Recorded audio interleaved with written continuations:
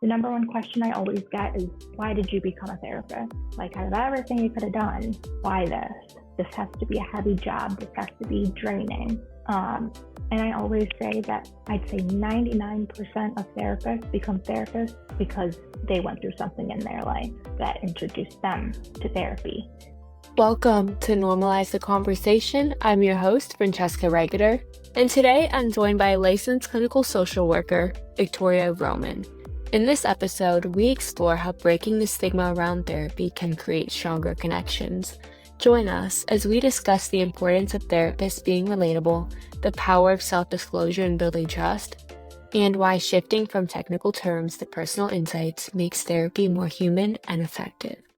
Victoria, thank you so much for joining me today. I am really excited for our conversation, but before we begin, I want to check in. How are you really?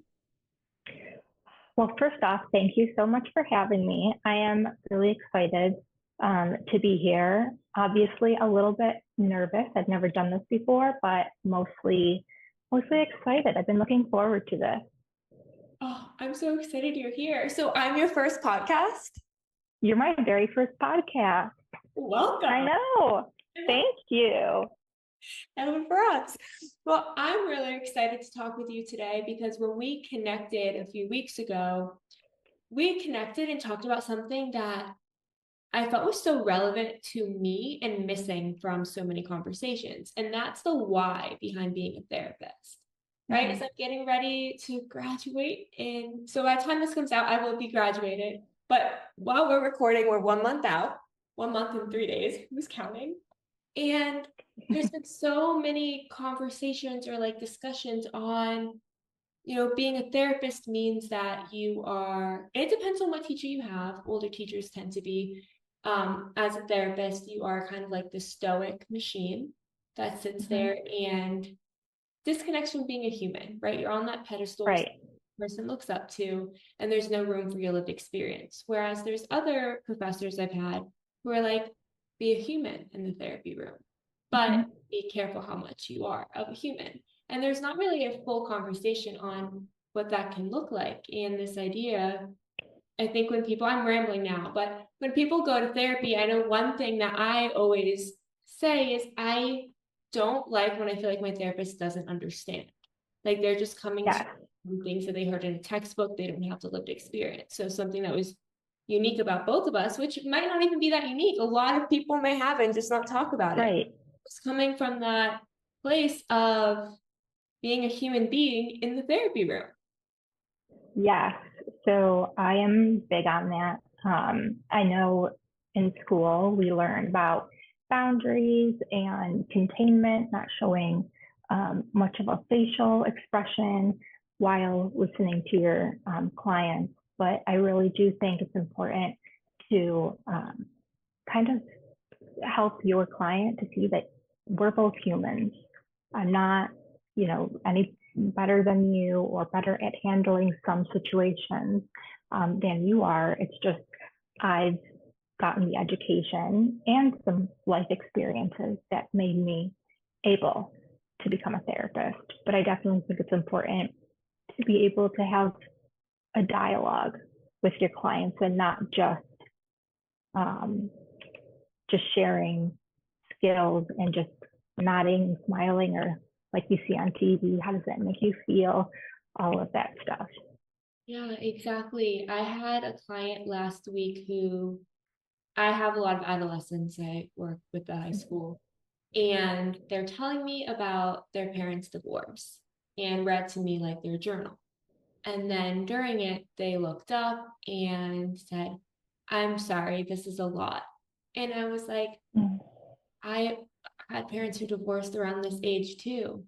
I know it feels like a lot, but I totally hear what you're saying. Like, your emotions are not a lot right now. They make so much sense. And then, wait, really? Like, I can talk about this? This doesn't sound dramatic? And I'm like, no, I had so many similar thoughts in this. And which makes you more relatable, empathetic. It makes someone feel like what they're feeling is valid and normal. And I totally get what you're saying, because I get clients who start crying and they're like, I'm so sorry, I'm crying. And I'm like, this is your space. And you're going through a lot, and I'd be crying too if I were in your shoes. So it's just different to see that dynamic as well, of them just not feeling 100% certain they can even open up or show an emotion.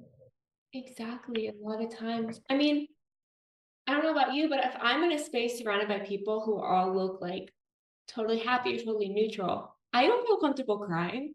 I'm like, everyone's No, that's weird to be crying in this situation. So if now we're sitting in a room one on one and I'm like basically staring at you with no emotion and you start crying, like, of course it's going to feel uncomfortable. Of course, so many clients sit there and apologize, like, I'm so sorry. This is your space to cry. This is your space to be human. And we're here together as human beings.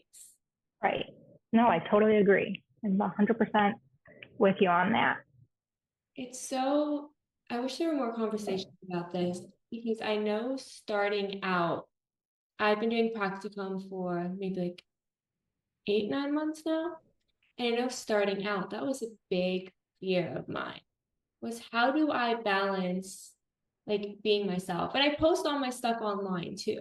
So I know that I let my clients ask me a question at the end of every session. And it's solely because I know I look up my therapist, right? So I know Oh, they're yeah, me, you're Gen Z, Gen Alpha, you're going to look up your therapist online. We all do it. of course. I give them a chance to ask me questions so that kind of reclaims the narrative a bit. I can answer something if it's appropriate, and which it Mm-hmm. has been.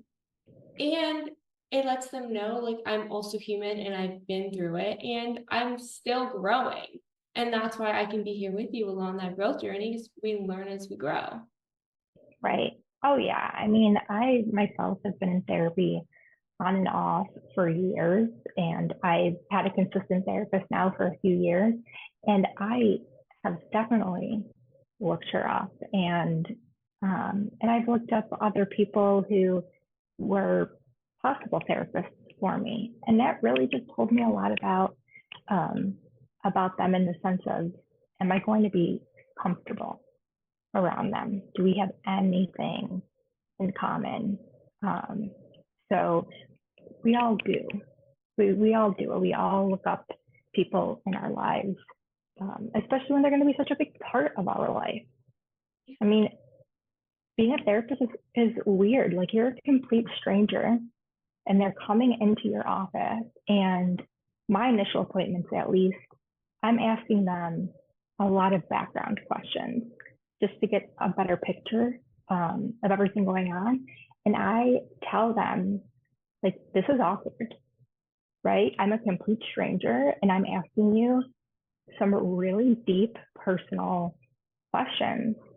And so I get it that you might not be comfortable answering these right now.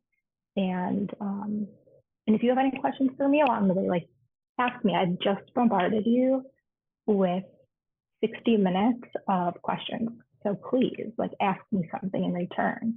And if I can answer it, I will. And if I can't, I won't. So it's a weird field. It is. And I think it gives you such a different perspective when you've been on the other side. You know what it's like to be Mm-hmm. in a room where you don't know this person at all and they start asking Right. personal questions. And you're obviously there for a very personal reason. And you're about Mm-hmm. to tell them your whole life story and answer all of these like very raw, vulnerable questions and not know how they're going to react. Like that's scary. It's weird, right? It's scary. It can be exciting. It can be a little chaotic. And 9 times out of 10, I tell people, you might leave this session feeling worse, because you're going to tell me things that maybe you haven't wanted to think about or that you didn't actually think was affecting you so much. But yeah, you get that dynamic and hopefully make the person feel comfortable enough to be open and honest with you and build that relationship. This is exactly why I know there used to be a requirement that while you were in your master's, you would have to go to therapy as well, but it's not a requirement anymore, at least in my school or my program, which I wish it was because it's such a unique experience to be on the opposite end of that and to see what it feels like to be asked those questions and their responses, to see when it's okay to be human versus when do I not react? How do I show it on my face, my body language? What made me feel comfortable versus uncomfortable? But without that direct experience, and you're going based off a textbook, it's really difficult to differentiate. It really is because, I'm a licensed clinical social worker, so therapy wasn't the primary focus of my program. But a lot of my courses were around theories and approaches, things like that.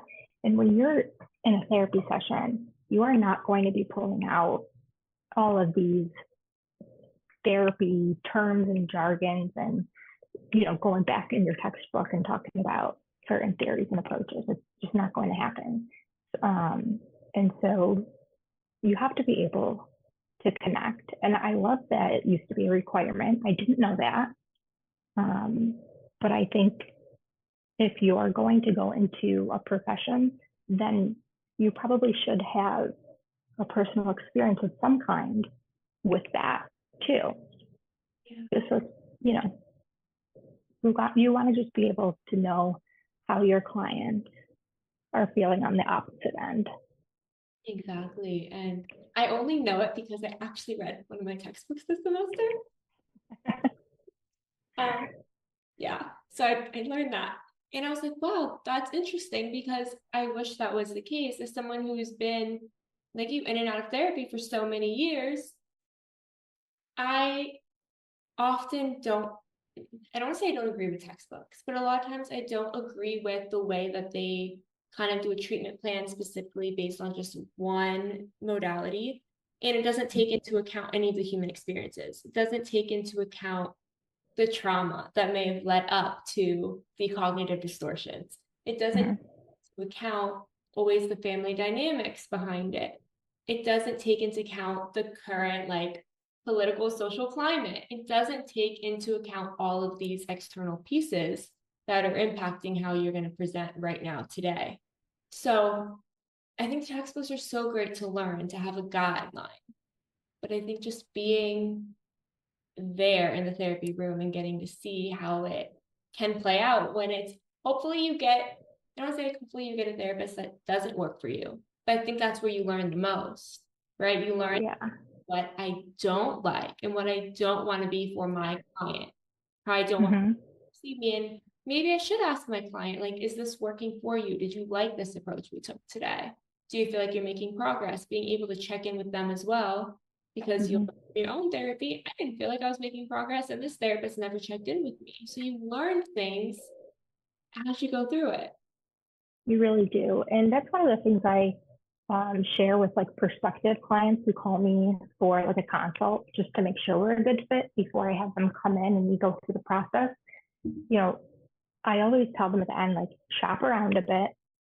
Don't, there's no pressure today to schedule with me or anything like that. Have your other consult calls, look up other people, make sure that you're, getting what you need and that the consult that you're having shows you kind of what you want or don't want in a therapist. So it's important to treat therapy and therapists like any other. You shop around for a hairstylist, you shop around for a nail tech. You need to be able to shop around a little bit for therapists too, because it is not a one size fits all. I am not for everybody, and that's totally fine because everybody has a different need. Yeah. I think it's difficult to find a therapist a lot of times. So then when someone finally finds one that's accepting new clients or that's on their insurance or that's in their area or that has appointments that meet their schedule needs, whatever the big thing that they're looking for is, they feel oh, I have to go with this person and then try. If it doesn't fit, well, I'm broken because I found the perfect person for me and it didn't work. There's nothing left for me. And being able to change that mindset to one, learning what options there are out there, because a lot of times people think, oh, I need a psychologist. And they're great. Societies are great. LPCs, MFTs, LCSWs. There's so many different options, and it doesn't have to be looking for one specific thing, or it doesn't even have to be individual therapy. Maybe you're looking for group therapy. Maybe you're looking for an intensive outpatient or an inpatient or a residential. So many options out there, but when the conversations are kind of just find someone and try it, and then if it doesn't work, it doesn't work. I feel like it's very discouraging because there's a good chance the first person you I mean, in some instances it is the person you marry, but it's not statistically as likely to you marry, right? Your first friend statistically likely to be your best friend for the rest of your life. So as you grow, you need different people. You meet some people, they might work for a little bit and then not anymore, or they just might not be the right fit for you. But that's okay. And that happens with a therapist who's a human being and anyone else in the world who's a human being. Right. Exactly. And like back to what you said about it being discouraging, also it takes so much courage to make that first step of even like looking up a therapist or, you know, clicking on the inquiry form. That alone takes so much courage to even acknowledge that you're ready to take that step. So you deserve to, you know, have some options and varieties. And I've had people who I've connected with and they're like, I really like your style. Unfortunately, your schedule doesn't match up. Can you help me find someone else? Of course. Like that's also part of being a therapist, being able to help connect them to other people so they don't feel so misguided or overwhelmed. Because that's the last thing they're coming to therapy for, not to be more stressed or overwhelmed. They need a little bit of help sometimes, as we all do. That is so true. That's such another amazing point. A lot of times people are afraid to ask their therapist for a referral, but if your therapist is not a good fit for you, our goal, hopefully, our goal is to help you and be there for you. And if the right fit, I hope that we are able to help you, point you in a direction to maybe find someone that is. Doesn't mean someone in our network really is going to be the best fit, but hopefully we're there willing to try to help you find someone and guide you to someone that might be a better fit for you. And it's okay to ask your therapist. Thankfully, part of the job description is that we care. We have care. Hopefully we're nice. But we care. We want to be there for you. Our goal is to support you in the whatever manner. Oh, everything you've said is just so spot on and true as a person who is in therapy and as a person who is a therapist. And it's back to what you said too before, how much courage it takes to even go find a therapist, right? Being in and out of therapy for so long, being in a graduate program, going to practicum. I just moved out to California beginning of January. It took till February for me to actually go online and find a therapist because I was scared and I've been doing it for so long. And I know what questions I'm going to be asked, and yet it still feels terrifying. So if you even make the first step and go online and look, that's huge. Celebrate every small step you take to get into the therapy room where you find the person that's a good fit for you. Yeah, absolutely. And I moved from upstate New York. Now I'm in Charlotte, North Carolina, but I moved this past July after being with my therapist for, God, I think it's been like 4 years or so. You know, just, and also, by the way, like therapy can be long-term. It doesn't mean you're going weekly for 4 years. It can be check-ins and maintenance and all of that.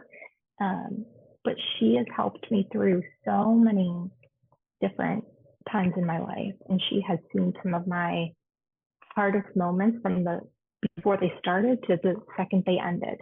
And so for me, moving to a new state where she isn't licensed meant that I could not continue to work with her while I was here. And as a therapist, I know the importance of therapy, but it took me up until like last month to finally say, okay, I'm going to find a therapist here, because you do build such a trust and you do tell them so many things. And the last thing you want to do is rehash all of that. and have to relive all of those things. And you don't necessarily have to, depending on what you want to work on now versus, last year.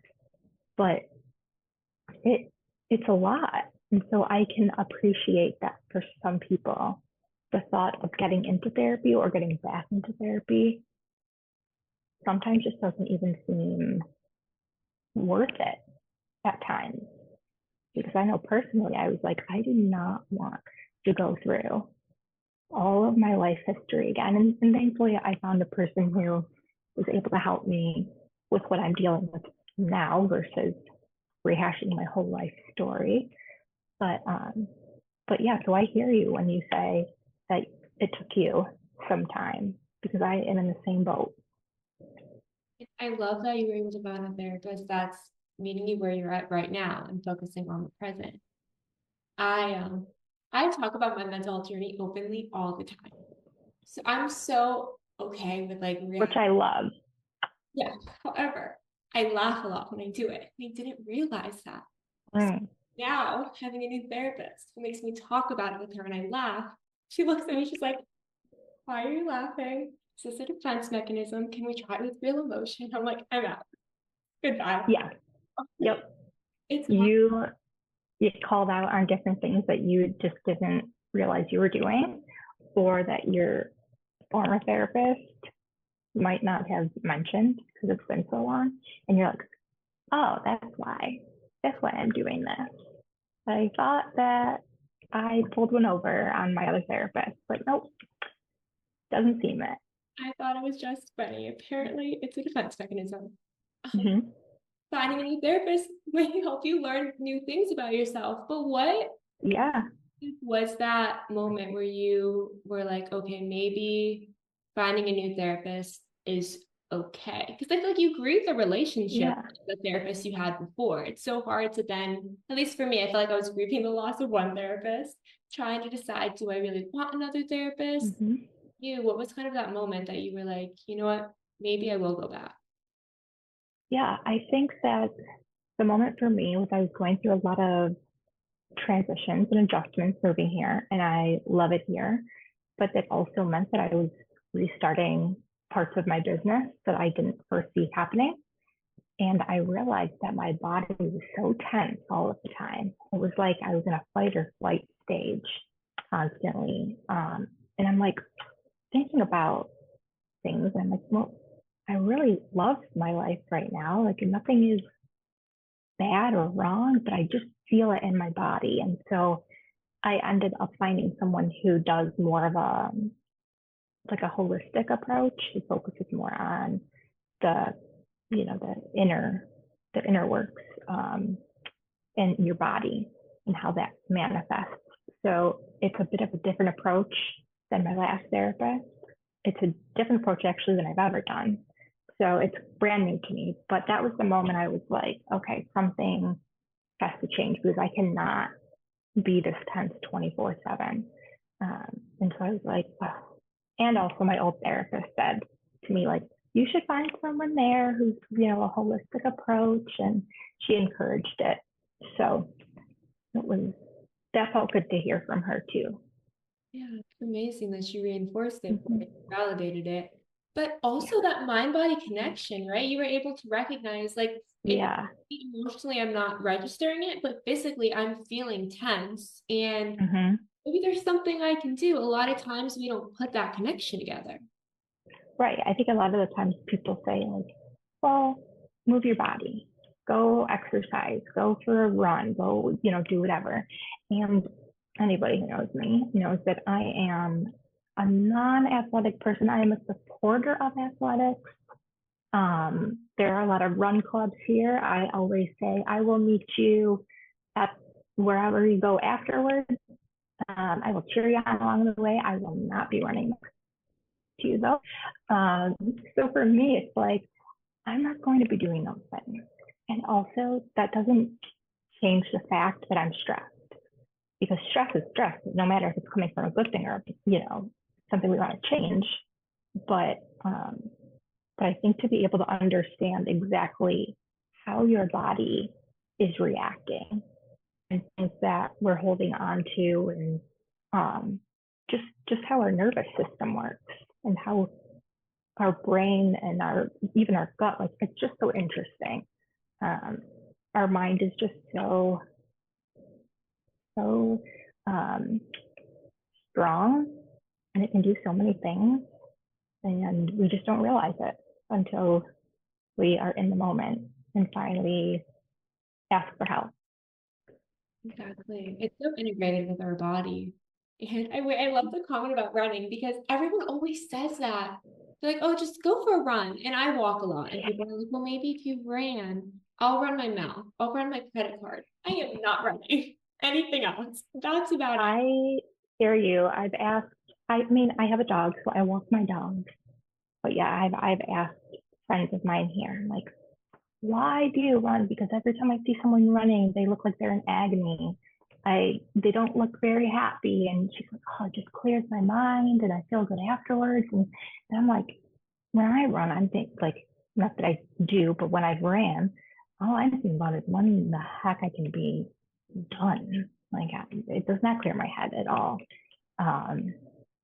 So yeah, again, not a one size fits all. I think that's amazing that so many people find that to be such a great outlet for them.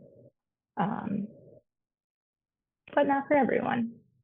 Exactly. And that's the thing. A lot of times, I think a big issue with being online in today's world is people share, like, these are the go-to coping mechanisms, or these are the go-to self-care practices. This is how I healed my anxiety or my depression. And that may be very true for you. Right. It's not a like solidified limited list. These are what work. Right. That's so amazing. And it may work for other people. They may not. But it seems to be very like, do these 3 steps and you'll feel better. And if one of them's not for me, right off the bat. Right. If one of them's meditating, I've been trying so hard. Everyone tells me to do it. My thing, and everyone says, well, you don't have to turn off your mind if you're thinking of lists of things to do. Like, that's my mind doesn't do that.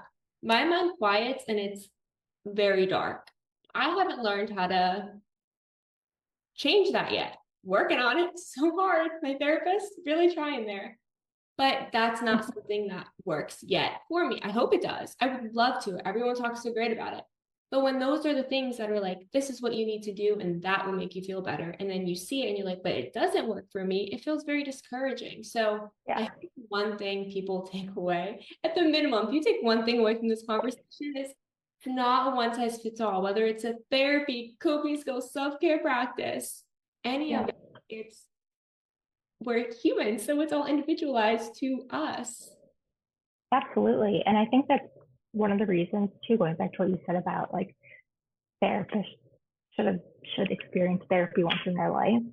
I am really big on never giving my clients something that I wouldn't do or haven't done. And I do think it's important to preface this all with, I never just start talking about my experiences or start offering up recommendations. I always tell whoever I'm working with right off the bat, I'm the type of person who may share some experiences with you. If you're okay with that and if it helps you, awesome. If you don't want that and it's not helpful, please tell me. You won't hurt my feelings at all. You'll never hurt, or you shouldn't worry about hurting your therapist's feelings. But and then I won't.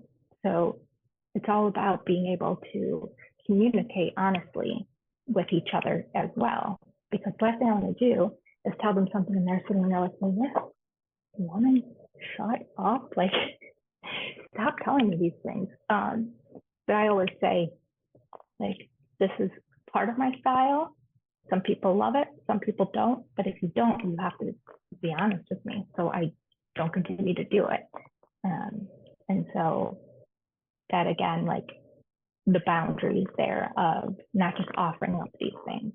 And I will ask before I share too, right? Like, I'm going to share something personal. Is that okay with you? I think it would be helpful, but I want to make sure you're okay with it too. And 9 times out of 10, they're like, oh, yes, please like, tell me something about yourself. Like, this will make me feel just so much better. And it does. So it's a balance. So and I tell them that too, because of course, that doesn't mean that I won't give them something that doesn't work for me. That just means that I've also tried that. It didn't work for me, but it's a really great skill or great tip that I believe in. I'm not going to just tell you to do something for busy work or give you a worksheet and send you off with it. I want to make sure that what I'm telling my clients is truly what I believe. And again, something that I have done myself or would do. So I think that just goes to show that, like, human piece of being a therapist.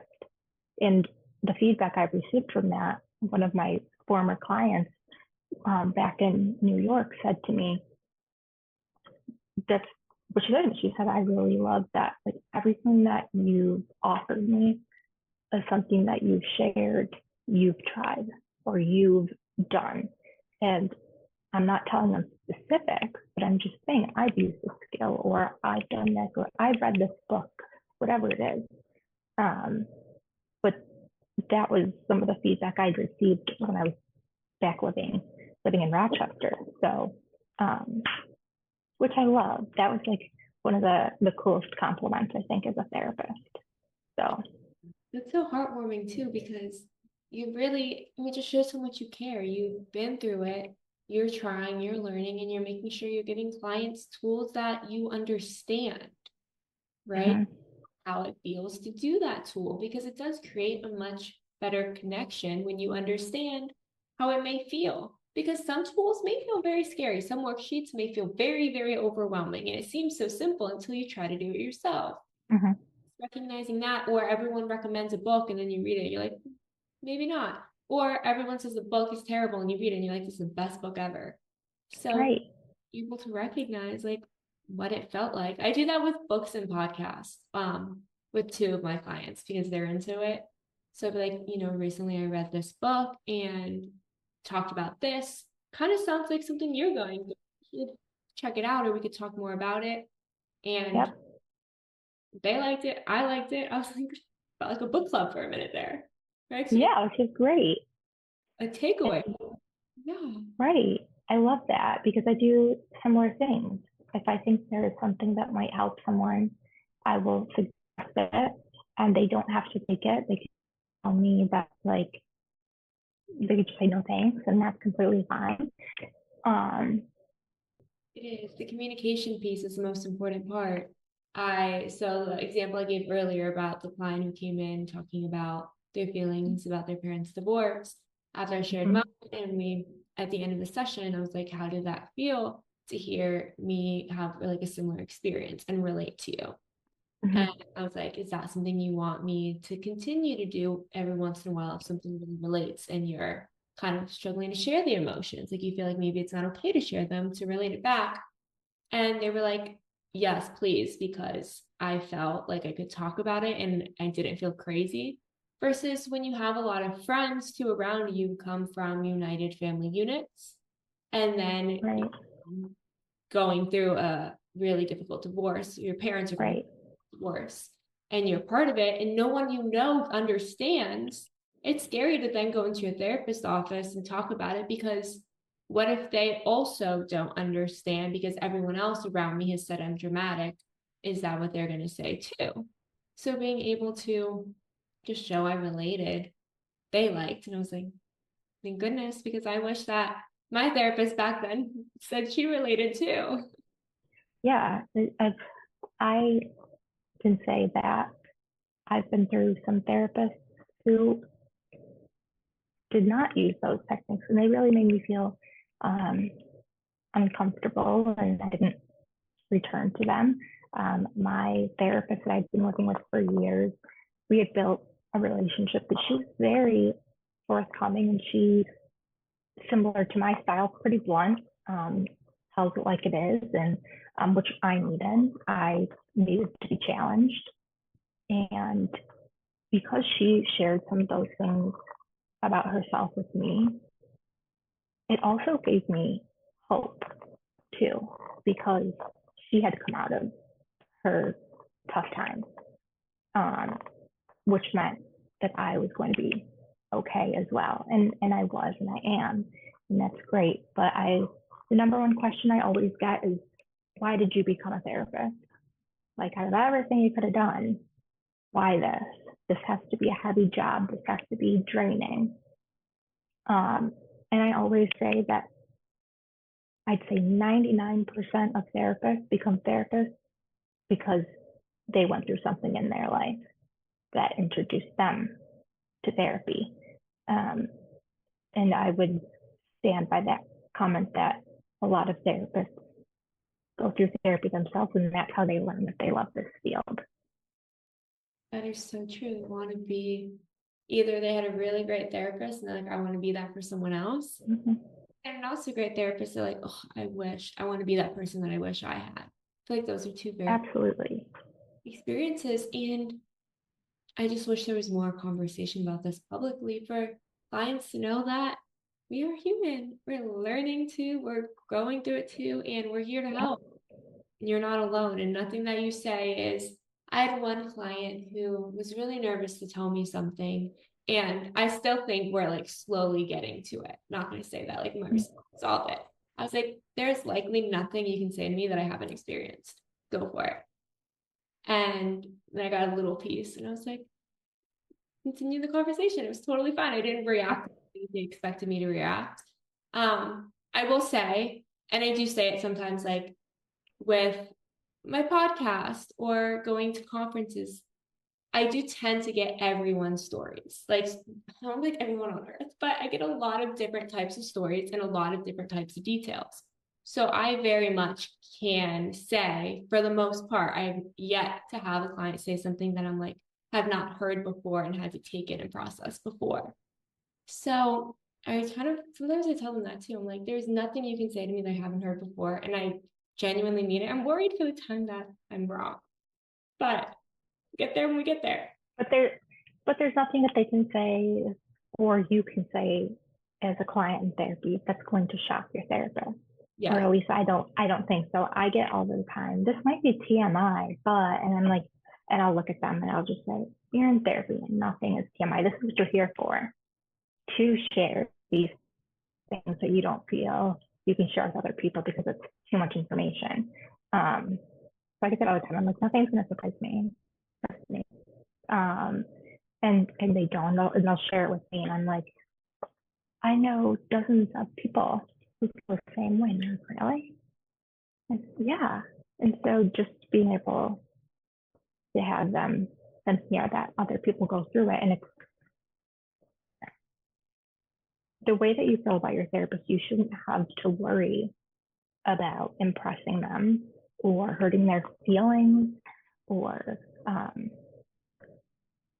doing things to please them. You're in therapy because it's about you.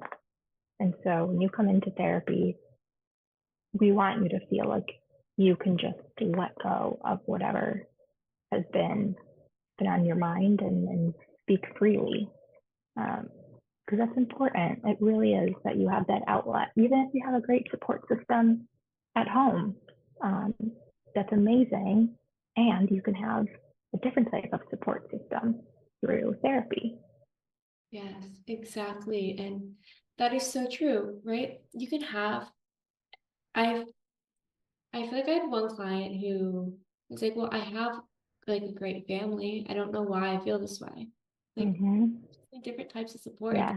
This is sometimes our brains just get upset and then we need someone to talk to. Sometimes we don't realize something that we took in.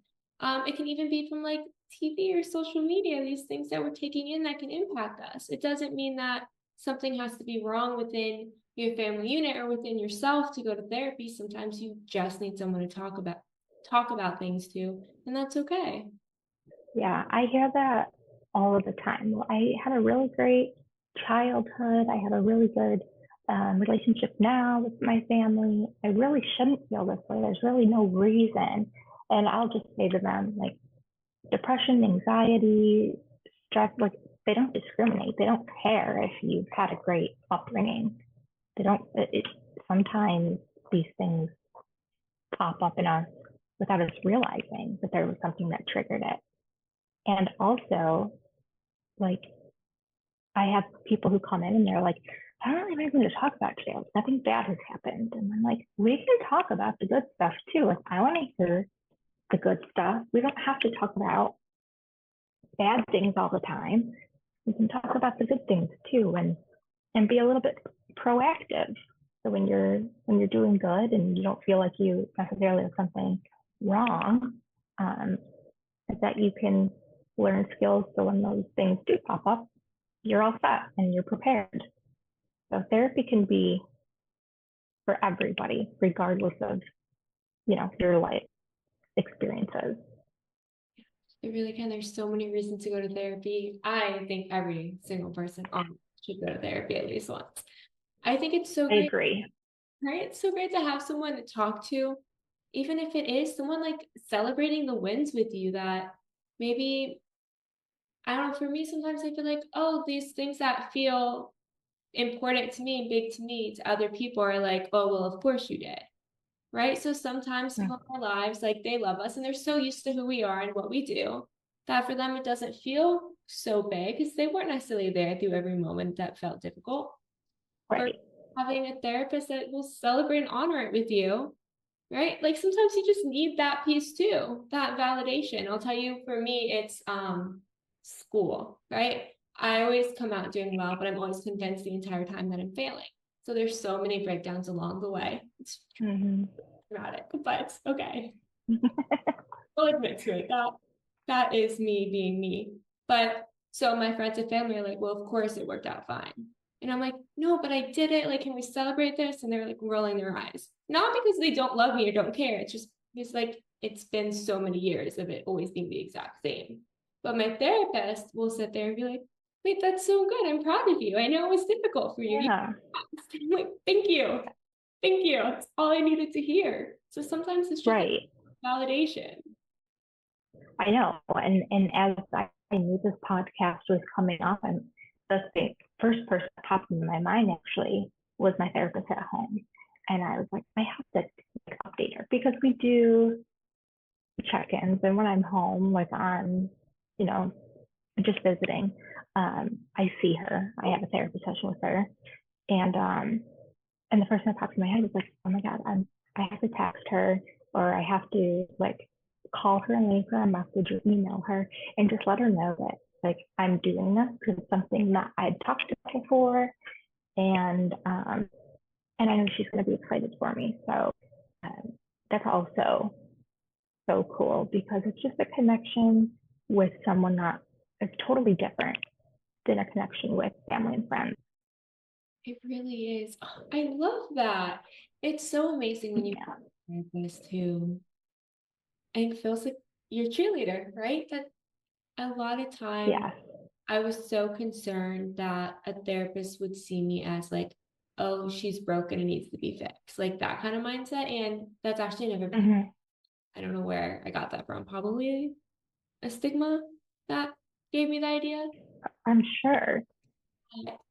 When I actually therapists who like make me feel good and excited when I tell them something that I've been working on or dreaming of doing, and then I finally do it. It's amazing when you have someone that feels like your cheerleader through all the bad moments and then all the good moments of growth too. They're there through all of it. Absolutely. And a therapist who can also like tell you or feel comfortable telling you like their initial thoughts, right? Like just tell it, like I said, my therapist, she tells it like it is. And that made me so happy when I was going through certain things in my life. And she would look at me and she'd say, really? Like, these things, like, let's play it back. And like, we just had that relationship, which made me feel like it was okay to feel certain ways. And I knew that she wasn't just saying what I wanted to hear either. Like it was a trusted relationship, which is so important too, because I think some people think they come into therapy, the therapist is going to just agree with them or tell them what they want to hear. But when you can have that human relationship with your therapist, you'll see that like they're going to challenge you. They're going to tell you how they, how they're perceiving things to help challenge you to see it in a different light as well. And so I think that's awesome too. Exactly. I love when my therapist is able to kind of call me out, but they do it in a way that feels so supportive too. Like calling me out when I'm talking about it, but I also don't feel embarrassed. Versus my teacher did the same thing. He made me do like he'd be the guinea pig for showing how to do an intake. And then he called me out in a way that made me feel so like awkward. I was like, I'm sorry. But she made me feel like, oh, it's okay. Like this happened. Yeah. We'll learn to have real emotion behind it instead of putting up that wall. So therapists really, I don't know. I feel like I'm biased. We both might be a little biased, but we probably are. We probably are, because I talk about these things, or I talk about therapy with my family, and they are so supportive of me and what I do. But ironically enough, none of them are in therapy. And if they have been, it was a short time. So I'm biased because I'll start talking about things and they'll, my dad will say, don't therapize me. And I'm like, I'm just talking. I'm just pointing little things out. Like it's not therapy, but yeah, it's just, as a therapist, I'm probably biased to how helpful it can be. So. And I think my catchphrase, the most common thing I say is, my therapist said. I do that a lot. And I made a joke with my family that when I graduate, I'm going to take the DSM out and sit down with them and give them all their diagnoses. Oh my gosh. You don't know how many times I hear, like, you would have a whole case with us. Like, or if I'm like out, the number one thing I hear from people, actually majority men, like if I'm dating or out on a date or something, is, are you analyzing me right now? Are you diagnosing me? Like, what do you think is wrong with me? And I'm like, first of all, I'm not working right now. And you might need a therapist, because I can be your therapist or I can be your date, but I can't be both, and I don't want both.